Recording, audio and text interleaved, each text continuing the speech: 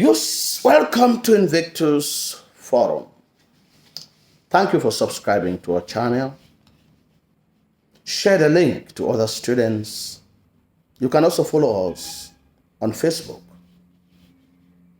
We are continuing with revision for Advanced Level English Language, 730. At this time, the question is, using any three prescribed texts, show that the revenge that is carried out in society is disproportionate to the crime committed or to the action that was carried out. The revenge carried out is disproportionate. It's not equal.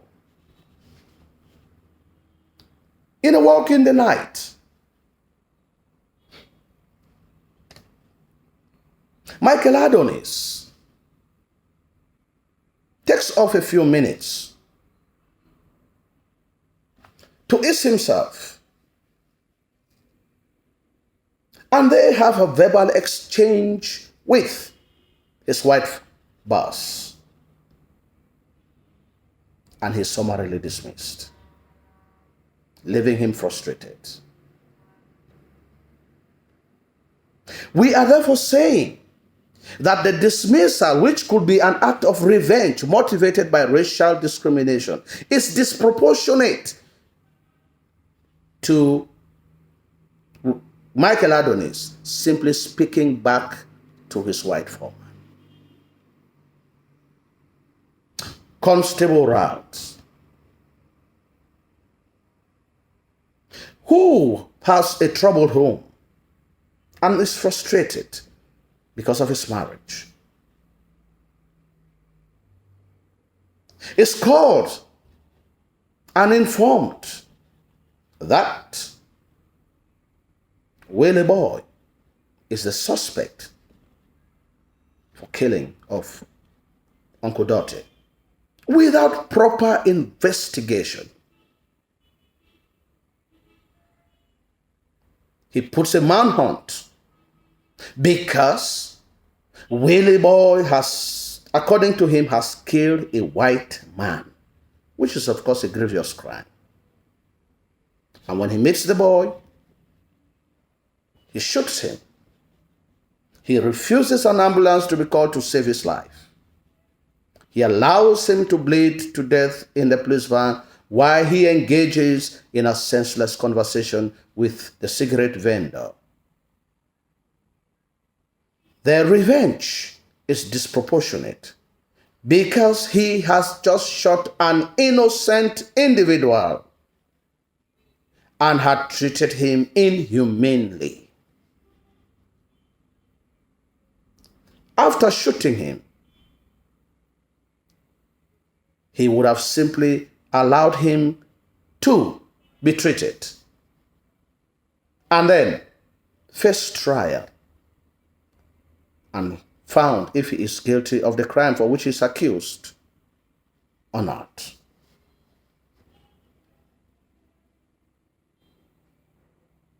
Constable Routes visits Chips in the gambling joint,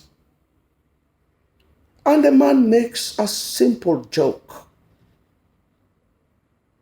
which does not go well with Constable Routes, and he hits him hard on the jaw. But before he leaves, he collects money again from him as bribe. We think that this is disproportionate because the man simply made a harmless joke to someone whom he meets all the time. Michael Adonis returns home frustrated. And Uncle Dottie wants to be of great help to help bring down his frustration and put him in good humor, and offers whiskey. In an argument,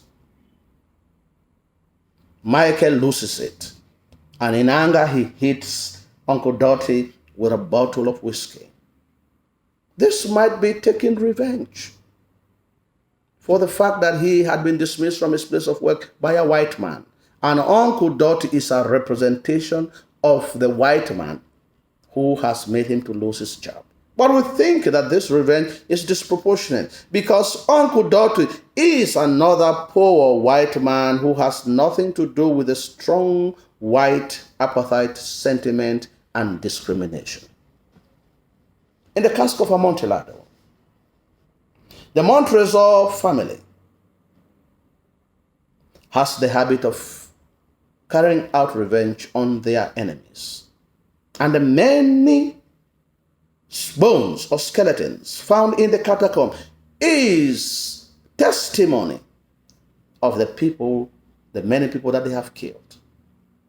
But the killing is disproportionate in the fact that not only do they kill their enemies in the catacomb, they do not have the decency to give them a decent burial, but simply allow their bones to rot like animals. Montresor accuses Fortunato of hurting his honor through what is referred to as a trivial insult, and in addition, which was said in a drunken state. And he bears grudge against his friend and decides to carry out revenge. He lures him into the catacomb with the false impression that he wants him to taste wine, gives him wine to drink, makes him to get drunk and renders him powerless. And the worst of it all, he buries him alive. The revenge is disproportionate. For a trivial insult said in a drunken state, and the revenge of it is to bury a human being alive, highlighting man's inhumanity. In Lake God, the fawn refuses to listen to the concerns of the women concerning the cattle rearers.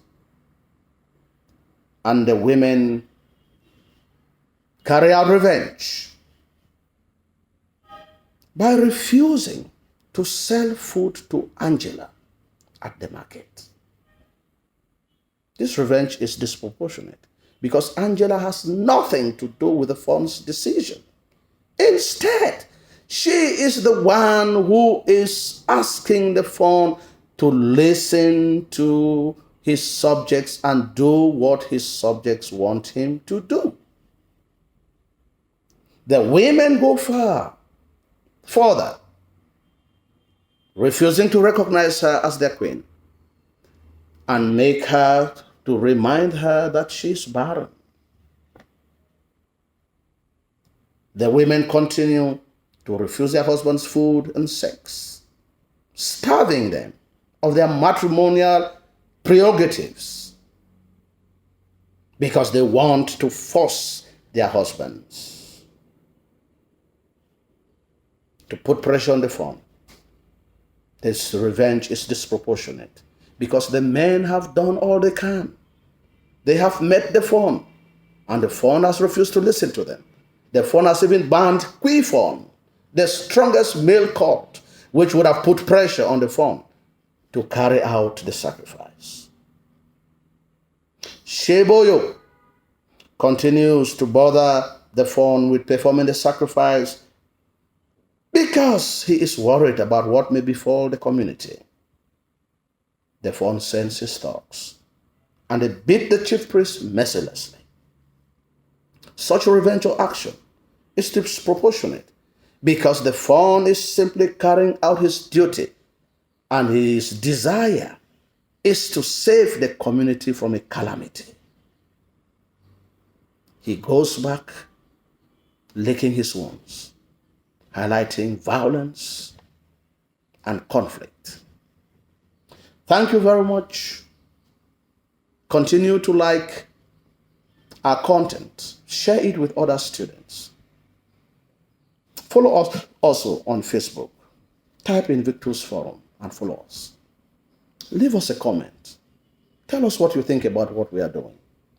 If there is any question which is difficult for you to have the interpretation, write it to us on the comment section, and we will give you the right answer immediately. Thank you and have a blessed day.